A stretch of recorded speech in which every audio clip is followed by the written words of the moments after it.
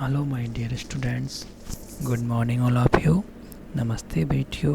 हमेशा खुश रहिए, मुस्कुराते रहिए, खूब पढ़िए लिखिए, अपने माँ बाप का, अपनी यूनिवर्सिटी का और अपने देश का नाम रोशन कीजिए। Myself JBN Pushpendra Bhardwaj, assistant professor of department of education, Jyoti Vidyapeeth women's university Jaipur. हमने इससे पहले वाली क्लास में क्रिटिकल एवेल्यूएशन के ऊपर डिस्कस किया था। महालनोबिस मॉडल का जो हैवी इंडस्ट्रियलाइजेशन मॉडल के ऊपर फोकस था ज़्यादा, तो उसके एग्रीकल्चर के ऊपर इम्पैक्ट के ऊपर उसके क्रिटिकल एवोल्यूशन देखा। आज हम उससे आगे डिस्कशन करेंगे। ओके बच्चों, तो आज हम आगे डिस्कस करते हैं a serious failure of Mahalanobis development strategy with its emphasis on basic heavy industries is that to fail to generate adequate amount of employment opportunities। ठीक है, तो बेसिक जो अपन ने इसने महालनोबिस ने जो हैवी इंडस्ट्रीज़ पे जो फोकस किया था, उसने वो जनरेट नहीं, उस अपॉर्चुनिटीज़ थी एम्प्लॉयमेंट की, उसको एडुकेट जनरेट नहीं कर पाया। तो अपन उससे पहले वाले एवोल्यूशन में एग्रीकल्चर सेक्टर की बात की, अब हम बात करते हैं एम्प्लॉयमेंट अपॉर्चुनिटीज़ के ऊपर।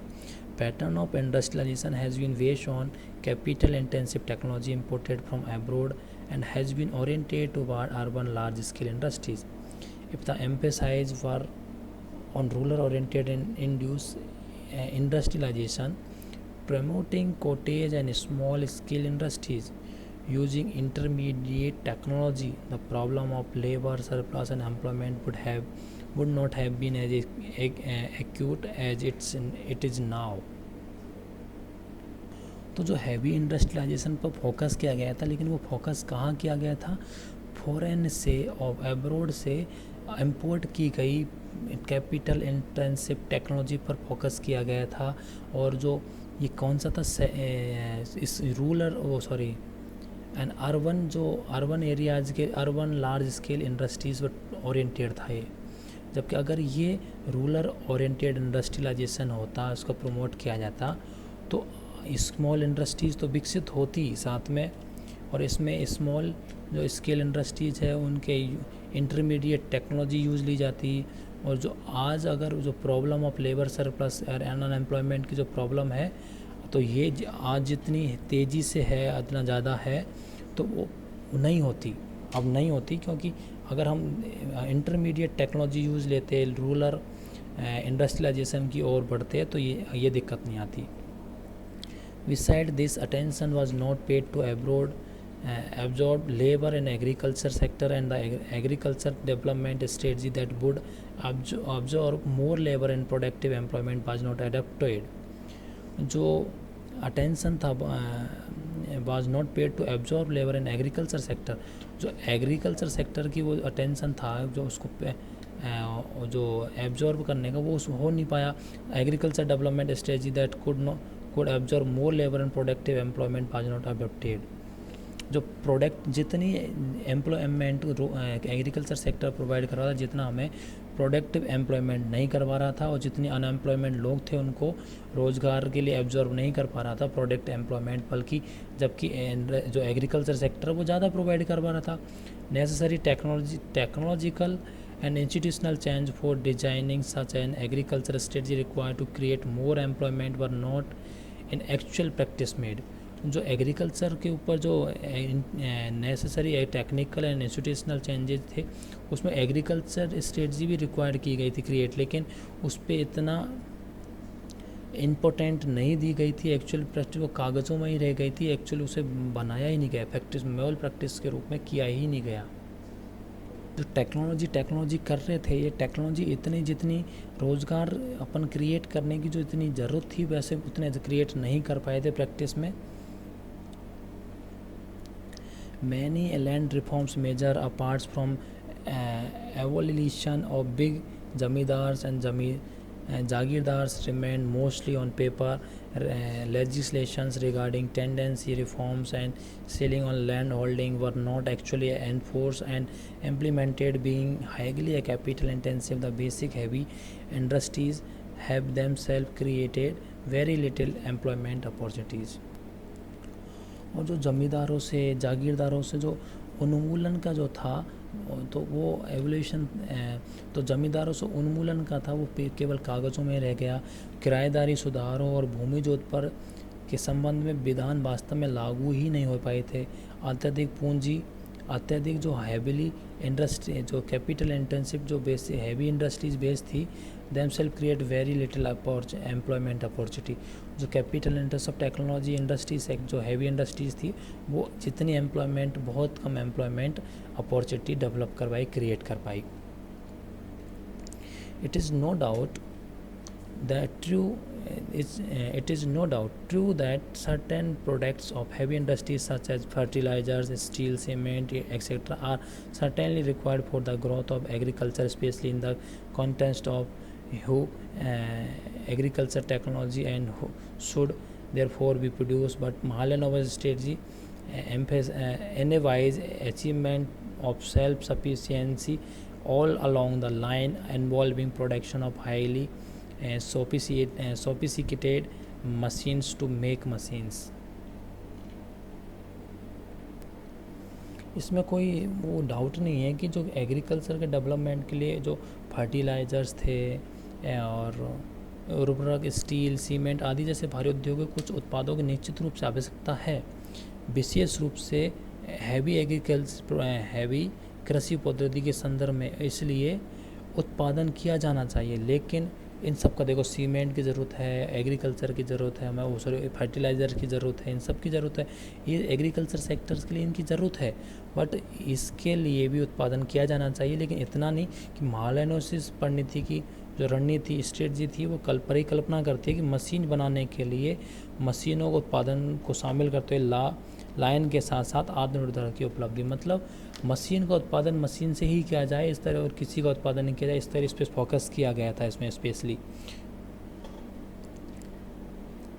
The authoric nature of Mahalanovas development strategy has been rightly criticized. B.S. Minas rightly writes, the logic of the heavy industries first strategy in India is protected from a number of philosophical riddles. One important conundrum runs as follows: should you import food or import fertilizers to produce food at home?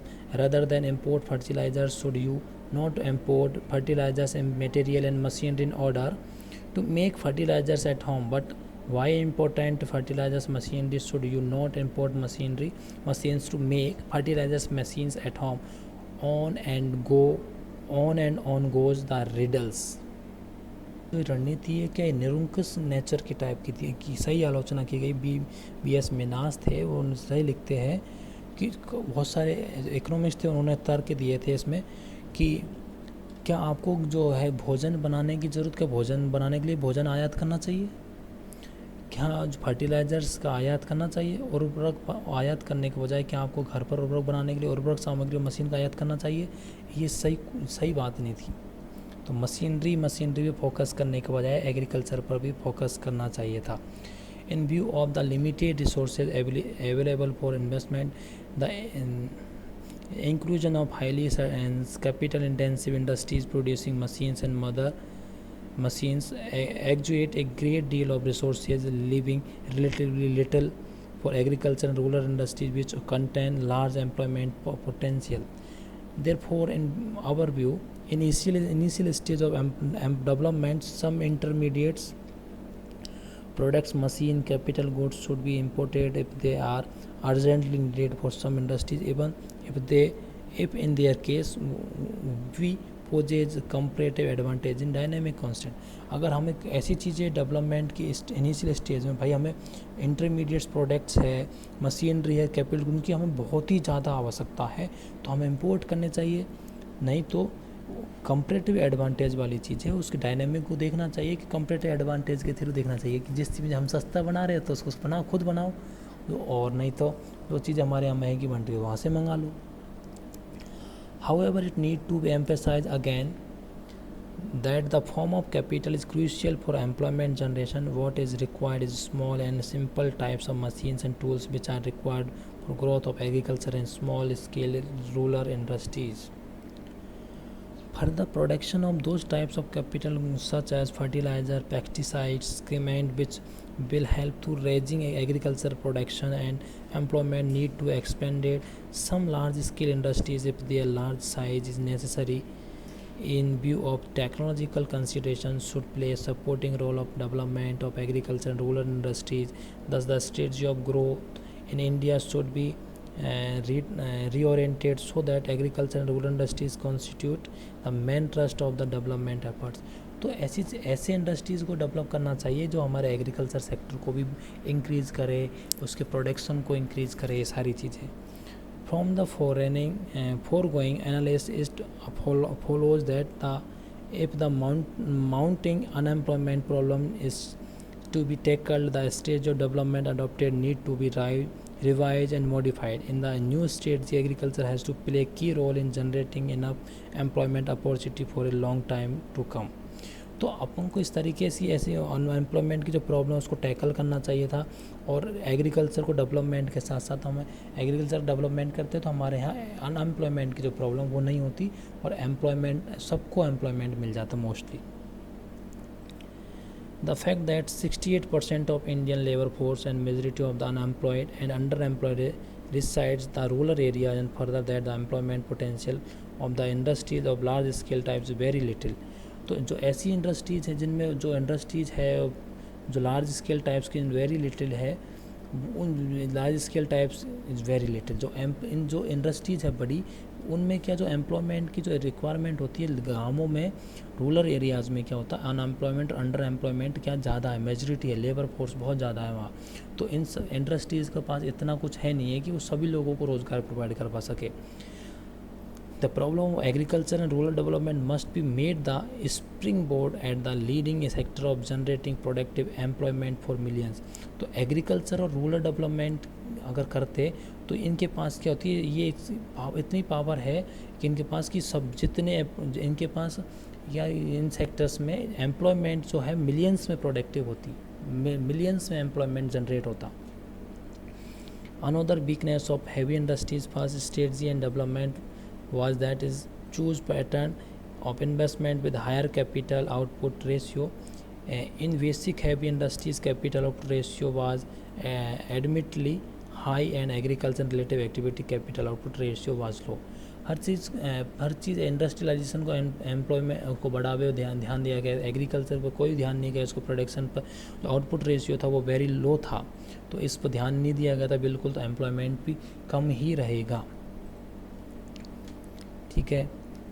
अब मैं बात करूँ actual practice even 25 years Mahalanobis development strategy of 1956 fail to ensure more than 35% coverage average annual rate of growth in the many time people suffered a lot due to inflation generated by strategy and non-ability of requisite amount of essential consumer goods. Inflation बढ़ गया, inflation होने लगे industries में और 35% पे ही रह गई थी एनुअल रेट ऑफ ग्रोथ, तो ये लगभग फेल हो गई थी स्ट्रेटजी. ठीक है. प्रैक्टिकली बात करें तो कंज्यूमर गुड्स था वो उनकी एबिलिटी नहीं हो रही थी और इन्फ्लेशन जनरेट मोस्टली ये फेल हुई थी, ये बात है. Mahalanobis heavy industries strategy suffered from another weakness is that it heavily depends upon foreign exchange requirements. Foreign exchange requirements पर ज़्यादा डिपेंड थी ये. Through the strategy assume that exports from Indian economy could not be sufficient increase. जो India के export थे increase नहीं हो रहे थे बल्कि वो इम्पोर्ट इंक्रीज़ हो रहे थे उस टाइम. तो 1991 में ऐसा हो जाता है कि भारत के पास अपनी खुद के देश को लोगों को इनकम देने के लिए उनके पास खुद के पास 3 दिन के लिए पैसे बचे थे बस, बिकॉज ऑफ लो. ठीक है, ये बात होगी. अब हम such was large requirement of foreign exchange to import capital equipment that deficit the liberal foreign aid received from countries especially the USA. Even then the country had to face a serious foreign exchange crisis. तो foreign crisis हो गया था, दिक्कत हो गई थी क्योंकि imports बढ़ रहे थे एक्सपोर्ट के बजाय. It was said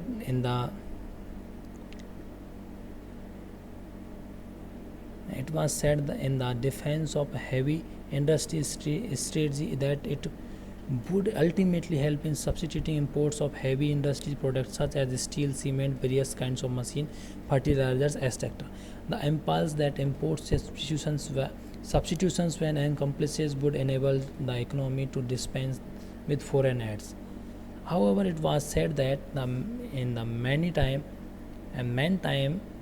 aid was required to import requirement that and materials so to set up heavy capital goods industry. Thus, it was claimed that heavy industry strategy involves getting aid to end. In order to correct the imbalance, food grain had to be imported on a large scale from other countries, where the import of goods grains in India during the first plan period were of the order of 12 million tons and rose to 7 million tons in second plan period. तो India में जो food grain की समस्या भी हो गई, ठीक है, इम्बैलेंस हो गया था फूड ग्रेन्स, तो हमें आयात कर ये भी इंपोर्ट करना पड़ रहा था उस टाइम. तो the situation worsened in the third plan period as the implementation of heavy industry strategy further proceeded. 26 million ton of food grains were imported during the third plan year. अब ये 26 million हो गया था बाद में, जो ton 26 million ton हो गया बाद में. पहले तो 12 टन था, 17 टन हुआ, बाद में 26 टन हो गया, इंक्रीज होके ये फूड ग्रेन, ठीक है. In the fourth plan period in which hang over the heavy industry strategy persisted, food grains imported continues unweighted with the expansion of the year 1972. 26.4 million tons of the food grains were imported. This is thus clear that imbalance between food grain and population was the direct result of neglect of agriculture in India heavy industries first strategy.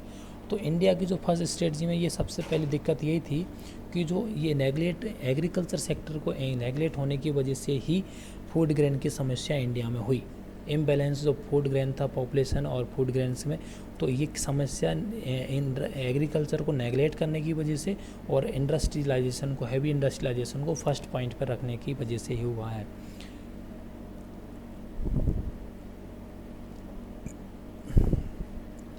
तो इसी तरीके से इसके जो और भी बहुत सारे वो है क्रिटिसिजम्स कि फूड ग्रेन बढ़ गया है, फिर अनएम्प्लॉयमेंट भी बढ़ा है, साथ में हमारे पास फॉरेन रिजर्व भी ख़त्म हो गए. Thus the stepping up the rate of capital accumulation and therefore economic growth भी can be depend on the all three types of combination capital equipment, raw material, food grain. Thus जो capital formation उन्होंने बोल capital formation से investment बढ़ा. Capital formation भी तो तीन चीज़ों पर डिपेंड है, रॉ मटेरियल, फूड ग्रेन और कैपिटल इक्विपमेंट. तो कैपिटल इक्विपमेंट अगर इंपोर्ट कर लेंगे हम तो रॉ मटेरियल कहाँ से लाएंगे, उन सब के लिए एग्रीकल्चर से मिलेगा. फूड ग्रेन कहाँ से मिलेगा, वो भी एग्रीकल्चर से मिलेगा. तो इन सब चीज़ पर फोकस नहीं किया गया था. The Mahalanobis strategy involve industrialisation of import substitution type. The questions whether the new heavy industries would have a comparative advantage or not was not considered as a relevant consideration. तो महालनोबिस मॉडल में कि industrialisation import substitution किया गया था, but इसमें ये ध्यान नहीं दिया गया था कि कंपैरेटिव एडवांटेज और नॉट कंपैरेटिव एडवांटेज का ध्यान ही नहीं गया था, कंसिडरेशन ही नहीं किया गया था कि वो कंपैरेटिव एडवांटेज में है कि नहीं है. The reckless pursuits of import substitutions all along the line and accordingly setting up of all basic heavy industries such as steel, fertilizers, heavy chemicals, machines, building, and also industries which makes machines to make machines, industries producing mother machines, and so on, without considering whether we had comparative advantage in their production. If we had comparative advantage in some basic heavy industries, we should have concentrated our resources and enjoy advantage of quick specialization in selected line other than thinly spreading our resources on all types of basic heavy industries irrespective of whether we have comparative advantage or not in them, cause misuse of scarce investment resources as seen above. As a result of this strategy of all round import substitutions to build basic heavy industries become to be dependent on the import from the rest of world than we were or needed to be. तो जिस अपन इस industries को, इस जो strategy को अपना के, heavy industries development को अपना करके इंपोर्ट का ज़्यादा करने लगे, और हम फॉरेन जो कंट्रीज़ हैं उन पर डिपेंड हो गए थे, अब्रॉड पर डिपेंड हो गए थे, हर चीज़ हमारी वहीं से आ रही थी। क्योंकि अगर हमें स्टार्टिंग से एग्रीकल्चर पर हम फोकस करते, इंडस्ट्रियलाइजेशन भी बहुत ज़रूरी है, लेकिन जो बेसिक इंडस्ट्रियलाइजेशन है उसको बढ़ाया जा सकता है, ऐसी इंडस्ट्रियलाइजेशन जो एग्रीकल्चर सेक्टर में बहुत ज़्यादा यूज़फुल हो। तो अपन को उस पर नहीं ध्यान नहीं दिया है, केवल हैवी इंडस्ट्रियलाइजेशन पे फोकस किया, ठीक है। तो इससे लोगों के एग्रीकल्चर प्रोडक्शन गिरा, एग्रीकल्चर पिछड़ गई हमारी, ठीक है। एग्रीकल्चर पिछड़ी तो लोगों को रोज़गार ख़त्म हो गई, रोज़गार ख़त्म हुई तो लोग अनएम्प्लॉयमेंट की समस्या हो गई, लोगों में सप्लाई और डिमांड थी फूड ग्रेन्स की, वो सप्लाई ख़त्म हो गई, तो इन्फ्लेशन बढ़ गया, प्राइस इन्फ्लेशन हो गया, इन्फ्लेशन की प्राइजेज बढ़ने लग गई, फूड ग्रेन की समस्या हो गई, आयात करने लगे हम फूड ग्रेन्स को, इम्बैलेंस हो गया, पॉपुलेशन और फूड ग्रेन की जो बैलेंस था वो ख़त्म हो गया बिल्कुल, क्योंकि हमारे प्रोडक्शन नहीं हो रहा था। तो फिर अनएम्प्लॉयमेंट भी बढ़ा, ये सारी चीज़ें, तो हम इंपोर्ट्स करने लगे तो हमारा जो फॉरेन एक्सचेंज था वो भी गड़बड़ हो गया, बैलेंस ऑफ पेमेंट था वो गड़बड़ हो गया, ये सारी चीज़ें, ये समस्याएं थी। तो ये क्रिटिकल एवेल्यूएशन पढ़ा अपन ने महालनोबिस मॉडल का। ओके बच्चों, आई थिंक आप एंजॉय करेंगे इसको। Thank you so much, enjoy your day, thank you.